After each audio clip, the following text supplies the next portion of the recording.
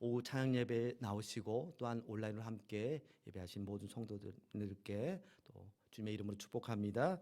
예수의 이름의 능력을 힘입어서 모든 일에서 승리하시고 또 능력의 이름 예수를 선포하며 복된 성도로 살아가시길 다시 한번 주님의 이름으로 축복합니다. 여러분 BTS 아십니까? BTS 몰라도 됩니다. 그냥 유명한 사람입니다. 유명한 사람. 근데 강연계에 BTS라고 불리는 분이 있습니다. 김창옥 교수님인데요. 많이 들어갔죠. TV를 통해서든지 뭐 여기 안 나오는 곳이 없어요.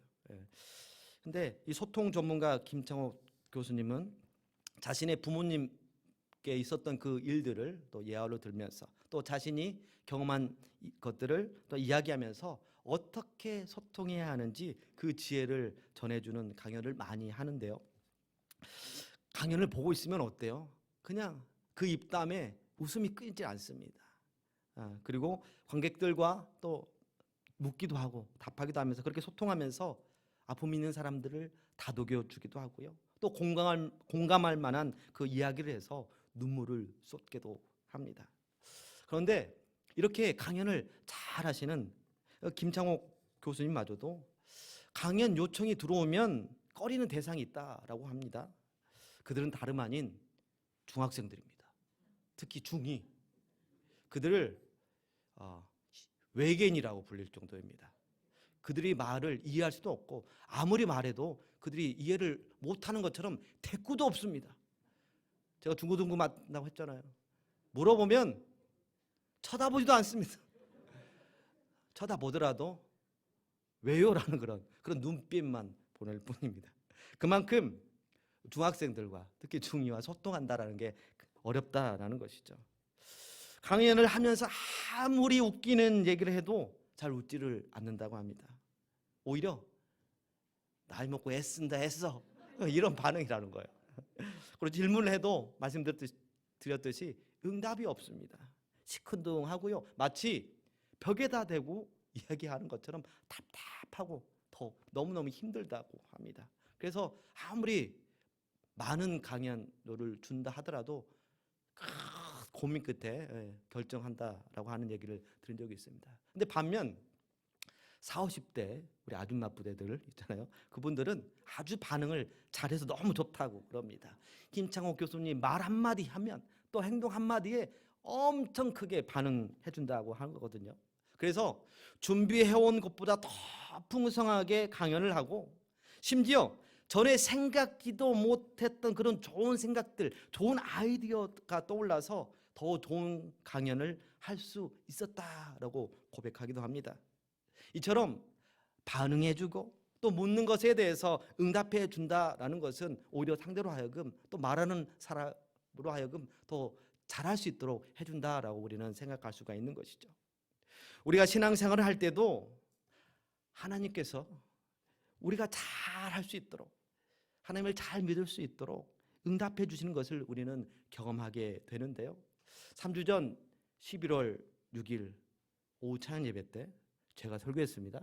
사무엘하 22장 1절에서 6절 바로 오늘 읽은 본문의 앞부분이죠.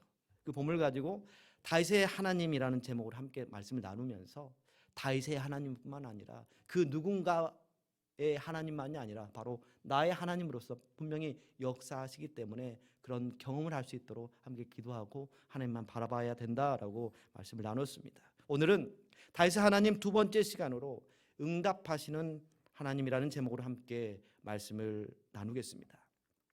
다윗은 22장 1절을 통해서 모든 원수와 사울의 손에서 구원하신 여호와를 찬양하면서 어떻게 그 구원이 나타나게 되었는지를 오늘 본문에서 상세하게 설명해 주고 있습니다. 오늘 본문 7절을 다시 읽도록 하겠습니다. 함께 읽겠습니다. 내가 환난 중에서 여호와께 아뢰며 나의 하나님께 아뢰었더니 그가 그의 성전에서 내 소리를 들으시며 나의 부르짖음이 그의 귀에 들렸도다. 아멘. 다윗이 환난 중에 어떻게 했다라고 전해줍니까? 하나님께 여호와께 아뢰었다. 여호와께 아뢰었다. 기도했다라는 것이죠. 하나님께 기도함으로써 모든 원수와 사울의 손에서 구원을 받았다라고 전해주고 있습니다. 그렇습니다. 환난을 만날 때에 우리가 할 수 있는 최고의 방법은 바로 기도인 것입니다. 그 당연한 걸 왜 말씀하세요라고 할 수 있지만, 아까 찬양을 하면서 제가 말씀을 드렸듯이 마음이 가난하지 않고는 결코 하나님을 찾지 않습니다. 자신이 내 삶의 주인이다라고 여기는 자는 결국 자기 힘으로 살아가겠다고 하는 자들입니다. 그런 사람들은 자기가 하겠다라고 합니다. 그렇게 하다 보면 기도하지 않는 것이죠.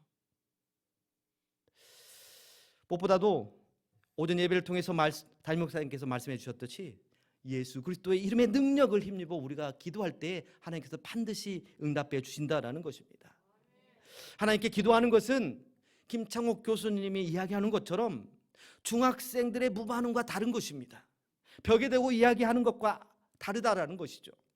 하나님은 우리가 부르짖을 때에 예수 이름으로 기도할 때에 반드시 응답해 주신다라는 것을 우리는 기억해야 할 것입니다. 특히 다윗은 여호와께서 응답하실 때에 어떤 일이 일어나는지를 묘사해 주고 있는데요. 바로 다윗을 찾아가신다라는 것입니다. 9절에서 16절까지가 바로 여호와께서 다윗을 찾아가신 그런 모습들이 그려지고 있습니다. 우리 8절을 다시 읽도록 하겠습니다. 함께 읽겠습니다. 이에 땅이 진동하고 떨며 하늘의 기초가 요동하고 흔들렸으니 그의 진노로 말미암음이로다. 아멘. 요 하나님의 임재로 땅과 하늘이 진동하고 요동치며 흔들린다라고 전합니다. 왜요? 왜 그렇게 땅과 하늘이 요동치며 흔들릴까요? 왜냐하면 다윗을 공격하는 원수들에게 바로 다윗이 물론 본인의 감정으로 화가 날 수 있고 너무 분통을 토로할 수 있겠지만 누가 화를 내주십니까? 바로 여호와께서 친히 화내시면서 진노하시면서 그들에게 나타나시기 때문에 땅도 하늘도 요동친다라고 전해주고 있습니다. 우리가 화낼 때 야 그러면 안 되지 라고 자녀들한테 얘기하면 자녀들이 그냥 쉽게 여길 수 있습니다. 근데 엄청 호통치고 막 어디 두드리고 막 그러면 또 긴장을 하게 되는 것이죠. 하나님이 그런 모습을 보여주고 있습니다. 그리고 그 진노하시는 모습이 어떠하다라고 표현합니까? 9절입니다. 9절 함께 읽겠습니다.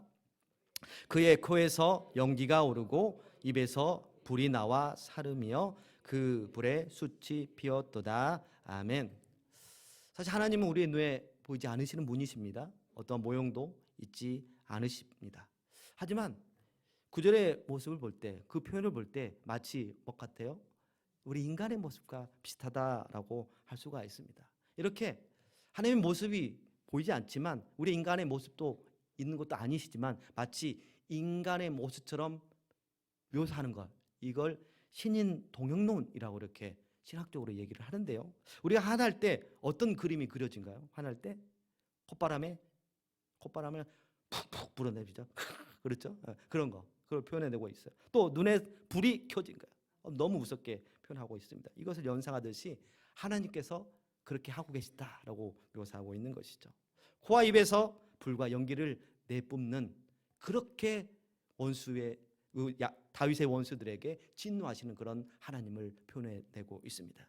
그리고 10절 이하에서 전하듯이 여호와께서는 비구름을 몰고 오시고 천지를 진동시키시며 오신다라고 합니다. 그리고 번개와 폭풍을 무기로 삼으셔서 그 원수들을 공격하시고 물리신다라는 것을 설명해주고 있습니다. 이렇게 장엄한 모습으로 다윗의 삶에 나타나신 하나님이 있어서 다윗은 얼마나 든든하겠습니까? 다윗은 아마도 이제 됐다, 이제 내가 이겼다, 너희 원수들 이제 끝장이다 라고 이런 마음을 가졌지 않을까 생각을 해봅니다. 저는 보기와 다르게 시골에서 태어나 자랐습니다. 그렇게 보이십니까? 그래요. 전 시골에서 태어나서 자랐습니다. 가끔 아내하고 대화하다 보면 아내가 이런 얘기를 해요.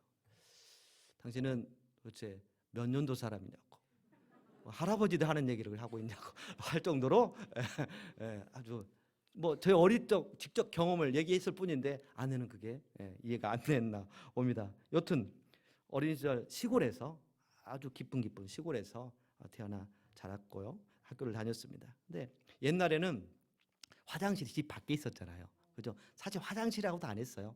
변소라고 했습니다. 그죠? 변소라고 했어요. 변소를 가야 돼요. 근데 시골이다 보니까 전등 시설을 제대로 설치해 놓지 않았어요. 나중에는 이렇게 등을 달긴 했습니다만 등이 없어요. 그래서 초를 가지고 갑니다. 초 없으면 성냥을 가져와서 거기 있는 종이를 태웁니다. 비료포대를 태워서 그 불이 살아있는 동안 열심히 볼일을 보는 거예요. 그렇게. 근데 그만큼 깜깜해요. 등이 없기 때문에 깜깜해요. 그래서 그 깜깜한 변소에 혼자 가는 게 쉬운 일이에요? 아니에요. 그죠? 그래서 누구를 데리고 갑니다. 저에게는 4살 위로 형님이 있고 2살 위로 누나가 있어요. 형이나 누나를 데리고 갑니다. 5살 어린 동생을 데리고 갈 수는 없잖아요. 그래서 여튼 데리고 가요. 그래서 딱 가서 문 앞에 기다리러 가고 제가 볼일을 봐요. 근데 그냥 볼일 보러 가서 그냥 있지 않습니다. 밖에 형이 있나 확인합니다. 성 거기 있지? 안 갔지? 하고 이렇게 확인해요. 그래야 마음이 불안하지 않아요. 그래서 그 불안한 가운데 이렇게 볼일을 봐야 했습니다. 그죠? 그래서 형이 있으면 그만큼 든든할 수 있었던 것입니다. 물론 변소 갈 뿐이겠어요. 밖에서 놀다가 옛날에는 뭐로 놀겠어요? 뭐 장난감 그런 것이 없었죠. 딱지 치기 그리고 구슬치기를 하면서 놀았습니다. 근데 꼭 형들이 동생들 거 뺏어가요. 뺏어가. 그래서 형한테 이릅니다. 형한테 일러. 그러면 형이 저를 끌고 가서 그래도 다시 되찾아 주는 것이죠. 네가 영식 거 담아 가져갔냐? 하면서 이렇게 구슬이 아니라 담아요. 담아 가져갔냐 하면서 이렇게 다시 되찾아 주기도 했습니다. 이렇게 형이 있어서 깜깜할 때도 무섭지 않았고요. 또한 동네 형들에게 빼앗긴 것이 있더라도 다시 되돌려 받기도 했습니다. 하물며 정지를 창조하시고 전능하신 그 하나님께서 찾아와 나와 함께 해주신다라면 우리가 얼마나 든든하겠냐라는 것입니다. 문제가 비록 아직 해결되지 않았다 하더라도 이미 주님이 찾아오시면 해결된 거나 다름없을 만큼 마음에 기쁨이 넘치는 것입니다. 그렇습니다. 우리 하나님은 우리가 환난을 당할 때에 그래서 하나님께 부르짖을 때에 우리에게 찾아오시는 분이십니다. 바로 나에게 신방와 주신다라는 것이죠. 이렇게 하나님이 내 삶에 찾아오셨다라는 것 이것이 바로 문제 해결의 시작이고 해결받은 거나 다름없다라는 것입니다. 한편으로 애초에 우리 삶에 환난이 없었으면 하는 그런 생각도 해볼 수 있잖아요. 하나님께서 성도가 절대로 환난을 만나지 않도록 이미 환난이 오기 전에 다 없애주시고 그리고 방패가 되셔서 다 막아주셔서 온실의 화초처럼 나는 그냥 평안하게 아무런 어려움 없이 살아가면 얼마나 좋을까라는 그런 바람도 가져봅니다. 그러나 성경은요 다니엘과 그 세 친구를 통해서 알 수 있듯이 하나님의 백성으로 살아간다는 것이 환난을 면제받는다라는 의미가 아니라고 말해줍니다. 의인 역시 환난을 겪는다라는 것을 말해주는 것이죠. 오전에 담임 목사님께서 언급하셨듯이 욥이 그랬지 않습니까? 욥은 당대 의인이라고 하나님께서 인정해 주셨습니다. 그러나 그 역시 고난을 받았습니다. 무엇보다 우리 주님께서 죄가 없으신 분이시지만 인간으로 오셔서 온갖 환난을 다 겪으셨습니다. 중요한 것은 환난을 겪는 그 자체가 아니라 그 환난을 어떻게 통과하느냐가 중요하다. 그래서 그 방법을 성경에서 우리에게 가르쳐 주고 있는 것이죠. 성경은 성도가 고난만 경험하는 것이 아니라 이를 통해서 하나님의 은혜도 경험한다라는 사실을 분명히 우리에게 가르쳐 주고 있습니다. 성도가 어려움을 만나 씨름할 때에 우리가 혼자 싸우는 것이 아니라 혼자 씨름하는 것이 아니라 임마누엘 하나님께서 우리와 함께 하심으로 그 문제 가운데 이길 수 있도록 힘을 주시고 그 문제를 넘어서 더 성장할 수 있도록 하나님께서 도우신다라는 것이죠. 전문가들에 의하면 고난당하는 사람이 힘든 것은 고난 그 자체보다, 겪고 있는 문제 그 자체보다 누군가 곁에 없기 때문이라고 얘기합니다. 안타깝게도 자살을 결심하는 대부분은 그 옆에 살아가도록 응원한 사람이 없다라는 것이죠. 사실 굳이 응원이 아니더라도 그냥 옆에서 사람 기운만 내더라도, 그래, 쟤도 살아가고 있는데, 저 사람도 살아가고 있는데 나도 한번 살아볼까? 라는 그런 마음을 갖게 된다라는 것이죠. 그런데 그렇게 지푸라기라도 잡는 심정으로 주변을 둘러보지만 그런 지푸라기도 없을 때 비로소 안타까운 결단을 하게 된다는 것입니다. 사실 때론 하나님이 안 계신 듯하고 기도에도 아무런 응답을 안 해주신 것처럼 느껴질 때도 우리가 분명히 있습니다. 그런데요, 이것은 아직 응답의 때가 아님을 우리는 기억해야 할 것입니다. 다만 고난의 터널을 지나고 있을 뿐입니다. 터널의 끝이 있듯이 분명 하나님의 응답의 시간도 있게 될 줄로 믿습니다. 어떤 분이 기도에 대해서 이렇게 비유하였습니다. 기도는 수증기와 같아서 올라갈 때는 눈에 잘 보이지 않으나 마침내 때가 되면 은혜의 담비로 내려 축복의 바다를 이룬다라고 이렇게 표현했습니다. 아멘, 아멘이죠. 혹시 또 눈 감고 주무시느라 못 드시는 분을 위해서 다시 한번 말씀드립니다. 기도는 수증기와 같아서 올라갈 때는 눈에 잘 보이지 않아요. 그러나 마침내 때가 되면 은혜의 담비로 내리고 또 내려서 우리의 삶이 축복의 바다가 될 줄로 믿습니다. 은혜의 구름이 모아져서 때가 되면 마침내는 반드시 은혜의 폭우를 우리가 경험하게 될 줄로 믿습니다. 이처럼 하나님은 우리의 부르짖음에 응답하시고 우리가 상상하지 못한 방식으로 하나님의 때에 가장 선하게 응답해 주시는 선하신 하나님이십니다. 이것이 우리가 기대하는 하나님의 모습입니다. 그러나 말씀을 준비하면서요, 사무엘상의 본문을 떠오르게 하셨어요, 하나님께서. 그리고 이 말씀이 응답해 주시는 그 하나님을 기대하는 우리가, 하나님은 분명히 우리의 기도를 들으시고 찾아오셔서 기도를 응답해 주시는데, 그러면 과연 우리는 어떻게 살아야 되는지 또한 그 삶을 우리에게 말씀해 주셔서 시간 더불어서 함께 나누고자 합니다. 사무엘상 2장 29절과 30절입니다. 함께 읽겠습니다. 너희는 어찌하여 내가 내 처소에서 명령한 내 제물과 예물을 밟으며 내 아들들을 나보다 더 중히 여겨 내 백성 이스라엘이 드리는 가장 좋은 것으로 너희들을 살찌게 하느냐? 그러므로 이스라엘의 하나님 나 여호와가 말하노라. 내가 전에 내 집과 내 조상의 집이 내 앞에 영원히 행하리라 하였으나 이제 나 여호와가 말하노니 결단코 그렇게 하지 아니하리라. 나를 존중히 여기는 자를 내가 존중히 여기고 나를 멸시하는 자를 내가 경멸하리라. 아멘. 이 말씀은 엘리의 집안에 내려진 저주에 관한 말씀입니다. 하나님은 모든 지파 가운데 엘리의 조상인 아론의 지파를 택하셔서 제사장으로 삼아 여호와와 백성들을 앞에서 거룩한 직분을 감당하도록 그들을 세워주셨습니다. 그래서 엘리와 그의 아들들 역시 여호와와 백성들 앞에서 거룩한 제사와 거룩한 행실로 그 직분을 다해야 했습니다. 그러나 엘리의 아들들은 거룩한 제사보다는 잿밥에만 관심이 있었습니다. 행실도 여호와 앞에서 거룩하기보다는 여호와의 심기를 거북하게 했습니다.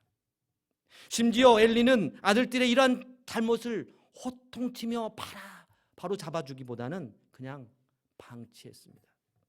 그래서 여호와께서는 경고하시며 말씀하셨던 것입니다. 나를 존중히 여기는 자를 내가 존중히 여기고 나를 멸시하는 자를 내가 경멸하리라. 그렇습니다. 하나님은 우리가 하나님이 내 삶의 주관자이심을 인정하고 간구하면 우리를 돕기 위해서 우리에게 달려오시는 분이십니다.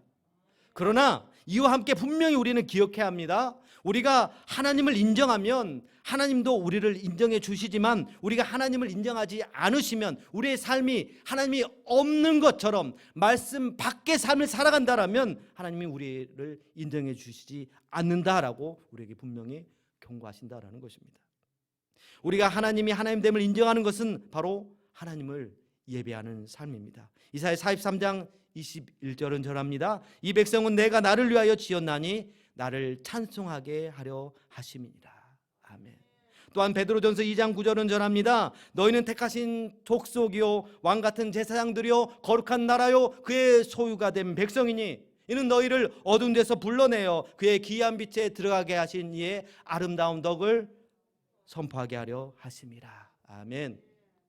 하나님께 택함받은 자요, 하나님의 소유가 된 백성답게 우리가 하나님을 인정하고 하나님께 예배하는 삶을 게을리하지 말아야 한다라고 우리에게 말씀해 주고 있습니다. 그리고 그 삶도 역시 하나님께 산 제사를 드리는 삶, 거룩한 삶, 말씀에 순종하는 삶, 우리의 삶이 예배가 되고 예배가 또한 우리의 삶이 되는 그런 삶을 살기를 우리 하나님 우리에게 요구하고 계십니다. 그렇게 살 때에 이런 가운데 예수 그리스도의 복음을 전하는 그런 사명자로 살아가길 우리 주님은 우리에게 원하고 계신다라는 것입니다. 주께서 사랑하신 성도 여러분, 오늘은 주님이 오신 날을 기념하는 성탄절을 앞두고 주님의 오심을 기다리는 절기인 대림절이 시작되는 주일입니다. 저 높은 보좌에 앉아서 마땅히 영광 받아야 할 성자 하나님께서 이 땅 가운데 죄인인 우리의 인간의 육신을 입으시고 성육신 하셨습니다. 그리고 죄의 문제를 해결하시고 우리가 더 이상 죄인이 아니라 의인으로 살아가도록 우리를 구원해 주셨습니다. 그러면 우리는 의인입니다. 죄인이지만 예수 그리스도 통해서 우리가 죄의 문제를 해결받았기 때문에 우리는 의인입니다. 아울러 야고보 사도는 의인의 간구에 대해서 이렇게 얘기합니다. 의인의 간구는 역사하는 힘이 크다. 우리가 하나님께 기도할 때, 의인으로서 하나님께 기도할 때, 물론 그 의인은 예수 그리스도의 보혈을 힘입어서 그 죄 문제가 해결받은 그런 모습의 의인이기도 합니다. 오직 그 예수 그리스도를 믿음으로 말미암아 우리가 살게 되므로 그런 의인이기도 합니다. 하지만 마땅히 의인으로서 하나님께서 기뻐하시는 의로운 삶을 살아갈 때에 또한 그런 자를 또한 의인이라고 하나님께서 인정해 주신다라는 것을 우리는 생각할 때, 우리가 의인으로서 기도할 때, 다만 내 삶은 아무렇게나 살아가고 다만 하나님께 간구할 때 하나님은 또 나를 찾아와셔서 나의 문제를 해결해 주시겠지, 이것만 생각할 것이 아니라 하나님이 내 삶에 계셔서, 내 삶의 곁에 계셔서 그 말씀이 내 삶을 이끄시기에 말씀을 최고로 여기고 그 말씀 가운데 살아가는 그런 하나님을 인정하는 삶을 살아갈 때에 그런 우리의 삶을 보시고 우리 가운데 찾아와 주셔서 분명히 우리의 모든 문제를 해결하여 주시고 구원해 주신다는 것을 우리는 명심해야 할 것입니다. 우리가 부르짖으면 우리 하나님은 응답하십니다. 우리가 하나님을 찾으면 우리에게 신방 오십니다. 그래서 하나님의 뜻대로 살아가지 못하게 하는 모든 세력들 가운데서 건져주시고 하나님의 거룩한 뜻대로 살아가도록 길을 열어주십니다. 바로 우리를 위해 일하시는 줄로 믿습니다. 그러나 응답하시는 그 하나님을 경험하기 위해서 여호와가 참 하나님이심을 인정하며 예배드리고 삶이 예배가 되는 거룩한 삶을 사는 우리가 되어야 할 것입니다. 그런 가운데 하나님의 구원을 경험하고 구원의 주님을 간증하며 살아가는 저와 여러분 모두가 될 수 있기를 주님의 이름으로 축복합니다. 응답하시는 하나님, 바로 우리의 하나님이십니다. 기도하시겠습니다. 사랑의 하나님, 다윗의 기도에 울부짖음을 들으시고 친히 임재하신 하나님께서 또한 우리의 삶에도 역시 찾아와 주시고 우리가 환난을 당할 때에 하나님께 부르짖겠사오니 우리를 건져 주옵소서. 이러한 하나님을 언제나 우리의 신비에 새기고 내가 내 삶의 주인이 아니라 하나님이 내 삶의 주인이심을 인정하며 이 믿음 가지고 예수 이름의 능력을 힘입어 살아가고 주님의 통치를 경험함으로 행복한 주님의 백성으로 살아갈 수 있도록 우리를 붙들어 주시옵소서. 감사하고 예수 그리스도 이름으로 간절히 기도하옵나이다. 아멘. 제가